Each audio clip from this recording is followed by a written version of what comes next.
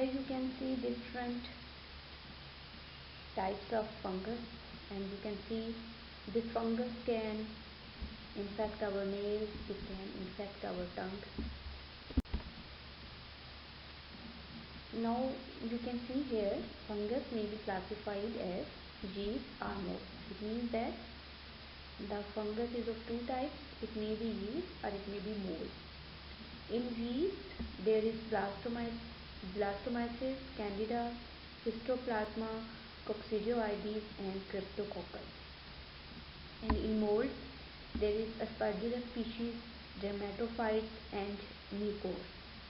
Another classification, we can classify them as clinically as superficial mycosis, or these are systemic mycosis.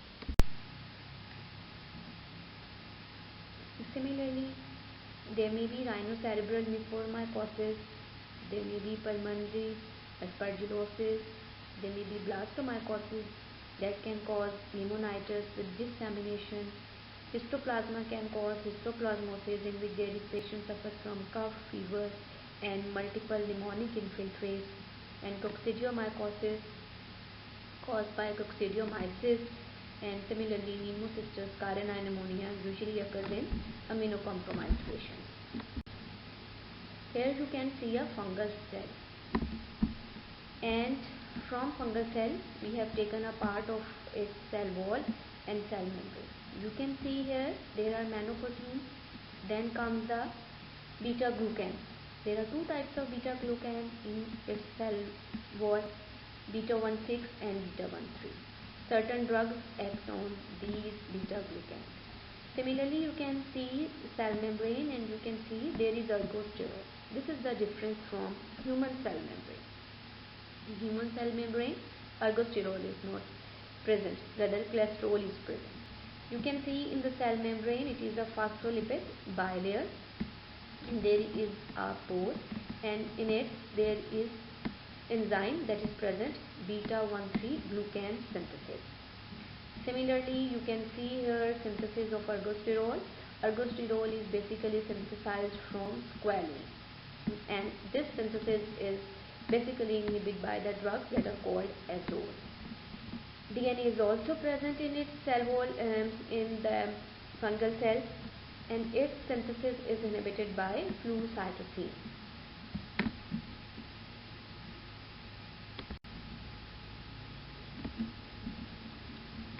This is again another picture of site of action of different antifungal drugs. You can see this is a cytoplasmic membrane. The drugs which we call polyenes form artificial pore in cytoplasmic membrane. The drug capsofungan inhibits cell wall synthesis. Now you can see synthesis of ergosterol. Ergosterol is synthesized from squalene. Squalene is converted to lanosterol by a certain enzyme, and this enzyme is inhibited by drug terbinafine. Next step in the synthesis of ergosterol is from lanosterol to ergosterol by a certain enzyme. This step is inhibited by drugs that are called azoles. Now you can see here synthesis of nucleic acids.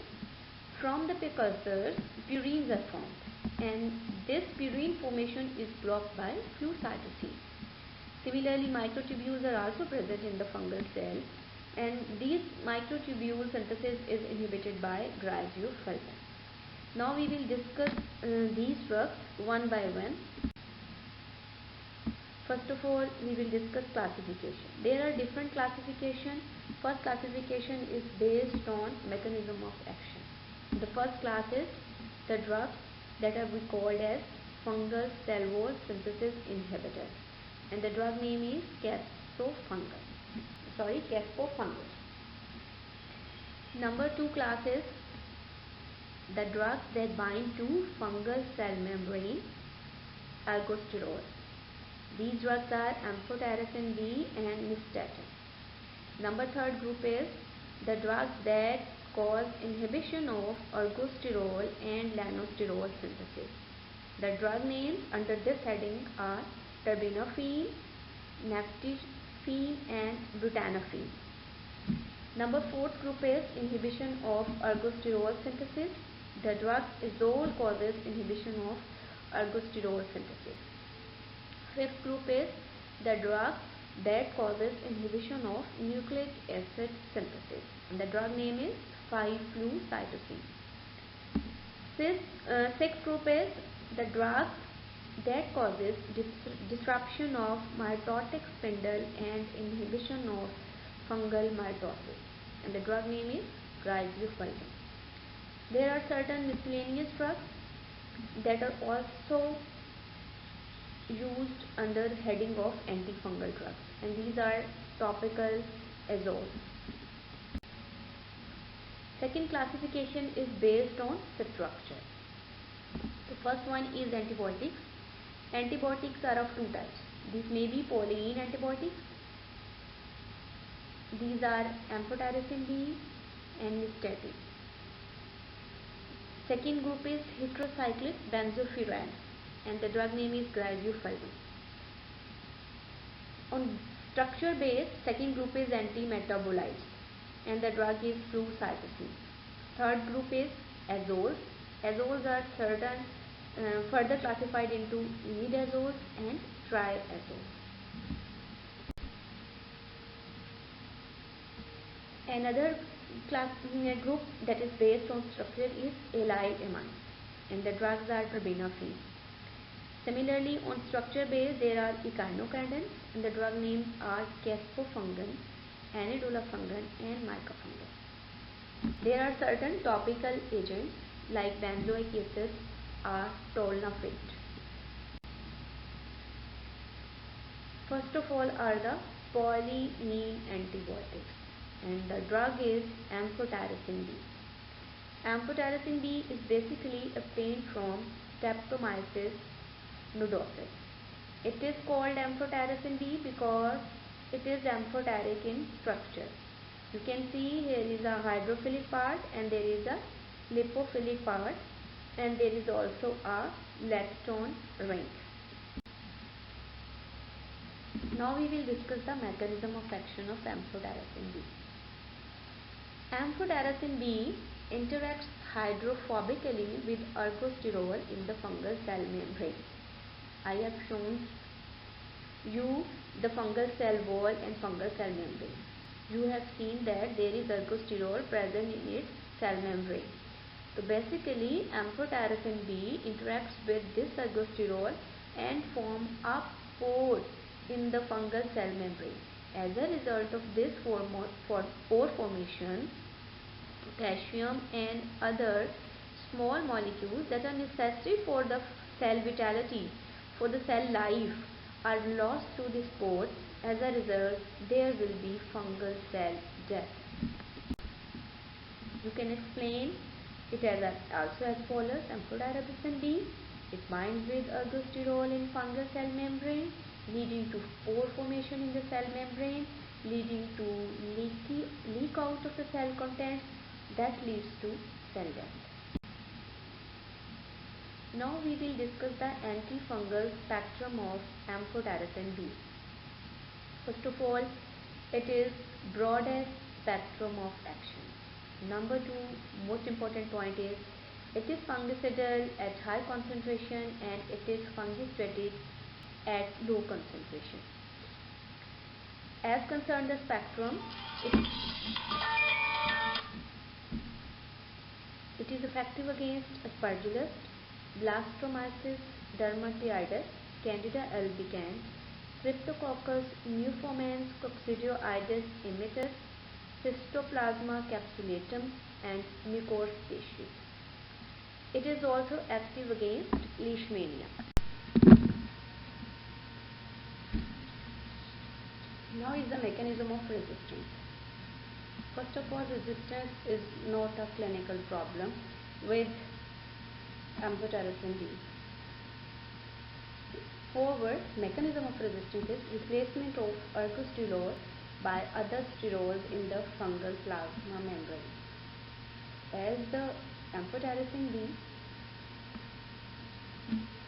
inhibits or acts on the ergosterol, if it is replaced by an other sterol, so resistance will develop, but it is not a clinical problem. Now we will discuss the pharmacokinetics. First of all, it is absorbed poorly through oral route of administration. Number 2 important point is it is insoluble in water, so colloidal suspensions are prepared with sodium deoxycholate, and usually it is 1:1 solution or 1:1 colloidal suspension. It is 90% bound to plasma protein, and it is metabolized in the liver and is excreted in the urine, and it has very long half-life, that is of 15 days. Now it is the administration. As is the dose, you people are not concerned with the dose. However, you should know how many routes of administration you can give this amphotericin B. So first of all, in systemic mycosis, we give it intravenously, and in intestinal moniliasis, we can give orally. In this case, there is no absorption, rather it acts in the intestine locally. Here its use is as local. In vaginitis, it is topically used, and similarly in ear infection, that is called otomycosis, 3% drops are used. In case of fungal meningitis, we can give it as intrathecal administration. As concerned the uses, it is a useful drug in nearly all life-threatening mycotic infections. It is used in the treatment of invasive aspergillosis.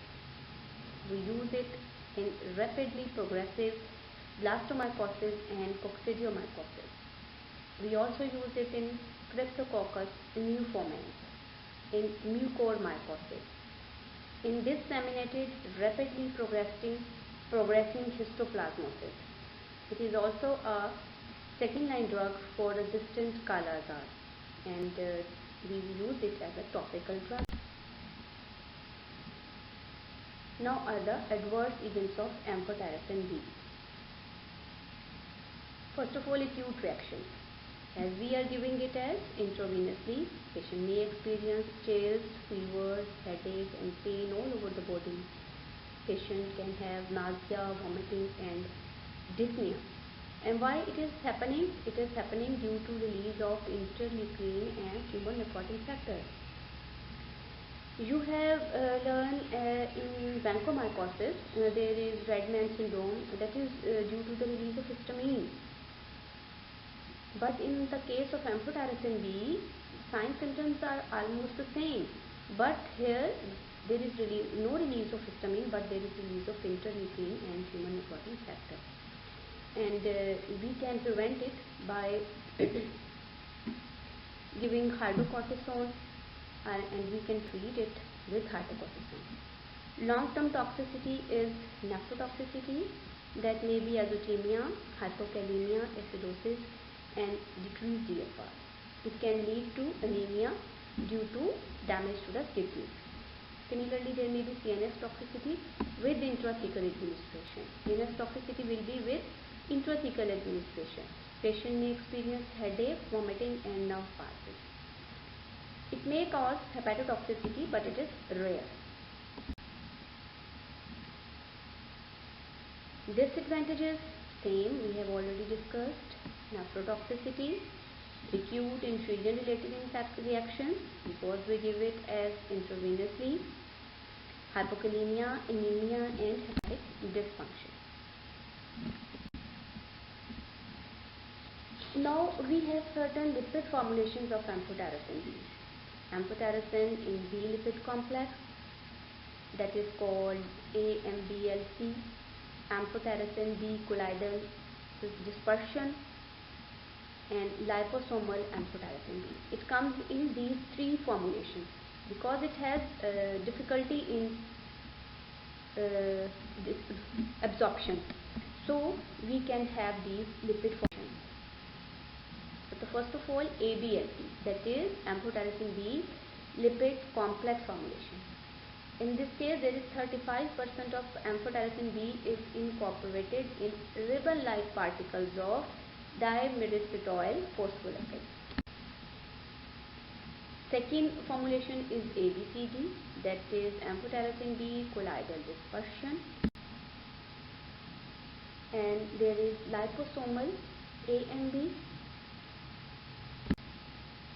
You are concerned with the major advantages of these formulations, these lipid formulations. Why we use these lipid formulations?